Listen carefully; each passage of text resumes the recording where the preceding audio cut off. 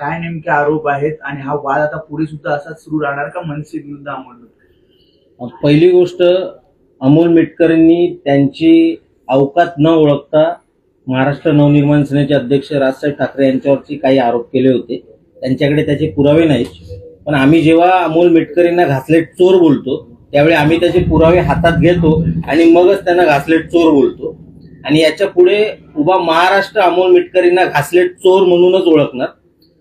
2016 मध्ये म्हणजे हे अमोल मिटकरी विधान परिषदेचे सदस्य व्हायच्या आधी यांचं रेशनिंगचं दुकान होतं आणि या रेशनिंगच्या दुकानाची मालकी यांच्या वडिलांची होती आणि तिथे यांच्यावरती आरोप झाले होते. काही ग्राहकांनी यांच्या विरोधात तक्रार केल्या होत्या. त्या तक्रारीनुसार त्यांच्या त्या घासलेटच्या दुकानावरती, रेशनिंगच्या दुकानावर कारवाई करण्यात आली आणि त्याच्यात त्यांच्यावर जो ठपका ठेवण्यात आला तो अत्यंत महत्वाचा आहे. या संदर्भात त्यांच्या विरोधात गुन्ह्याची सुद्धा नोंद झाली होती. त्याची FIR क्रमांक आहे 3006 दिनांक 23/2/2016 ची FIR आहे.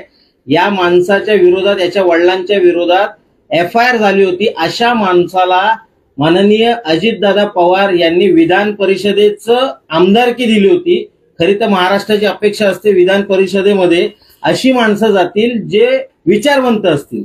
माननीय अजितदादा पवारांनी महाराष्ट्राला एक असा आमदार दिला की जो घासलेट चोर आहे.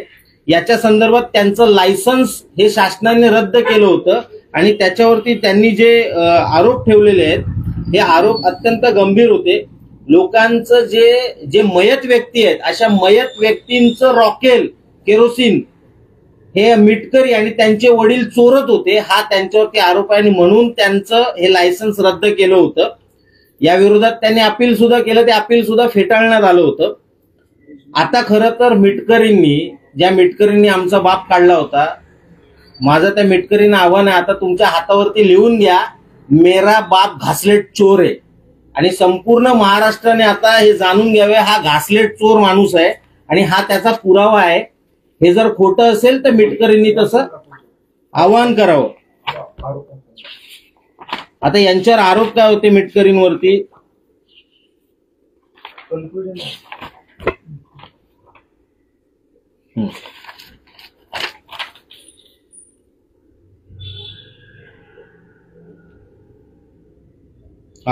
केरोसिन परवानाधारक यांनी मयत व्यक्तींना रॉकेल वितरित करणे, मयत व्यक्तींना बाहेर गावी गाव सोडून गेलेल्या व्यक्तींच्या नावाने, तसेच शुभ्र कार्ड धारकांना केरोसिनचे वाटप करणे, एखाद्या व्यक्तीला 2-2 वेळा रॉकेलचे वाटप करणे. पोलीस विभागाने रॉकेल जप्त केलेले आहे त्यांचं, म्हणजे त्यावेळी जे रॉकेल यांनी साठा केला होता तो पोलीस विभागाने जप्त केलेला आहे. अशा पद्धतीचे यांच्यावरती दोष होते. अशा माणसाला माननीय अजितदादा पवारांनी या महाराष्ट्रामध्ये विधान परिषद बहाल केली होती. त्यामुळे यापुढे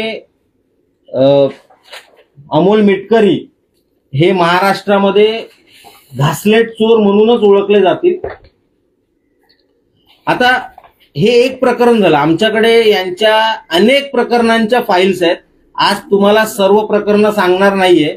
ज्याबद्दल सतत विचारणं होते ते हयात हॉटेल प्रकरण हे तुमच्यासाठी आम्ही शेवटला ठेवलेलं आहे. त्यामुळे आज काय हे संपत नाही. आता दुसरं अत्यंत गंभीर प्रकरण जे आहे की ज्याच्याबद्दल हे बोलतात ना सुपारी बहादर, सुपारी सम्राट, हे स्वतः यांची लायकी काय हे आज आम्ही तुम्हाला दाखवतोय.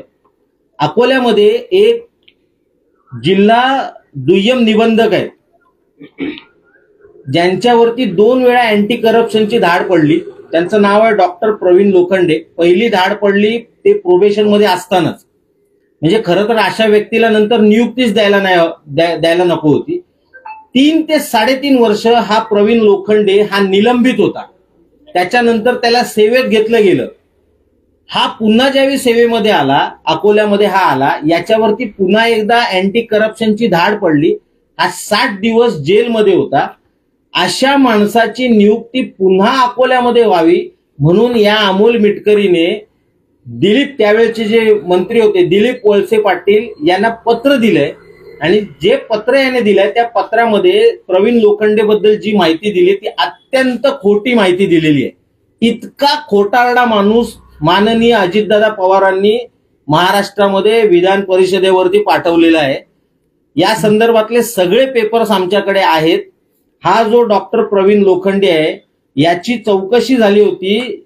कमिशनर जे आयुक्त असतात, सहकार आयुक्त, यांनी चौकशी केली.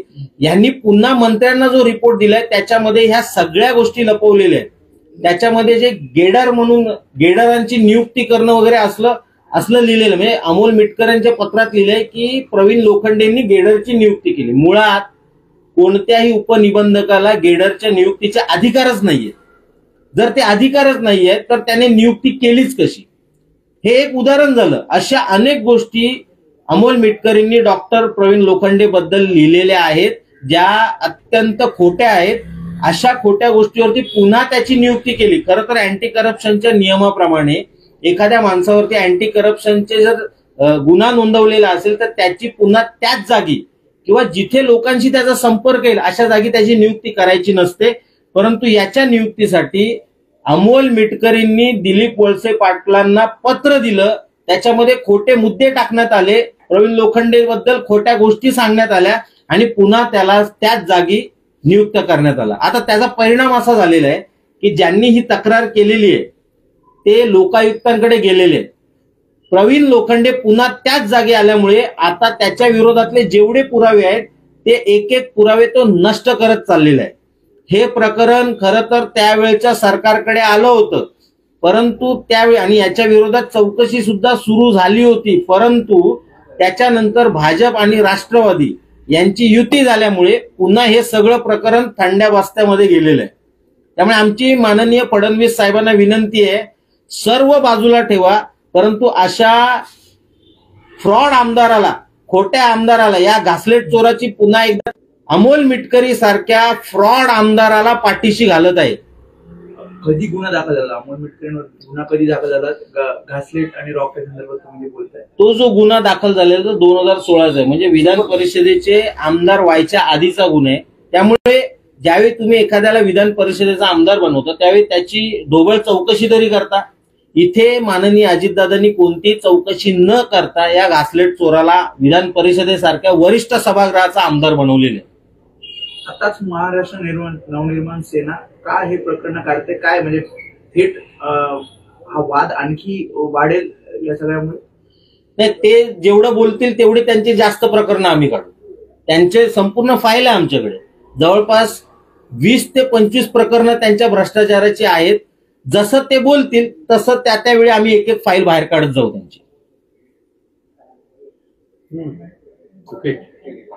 ठीक आहे.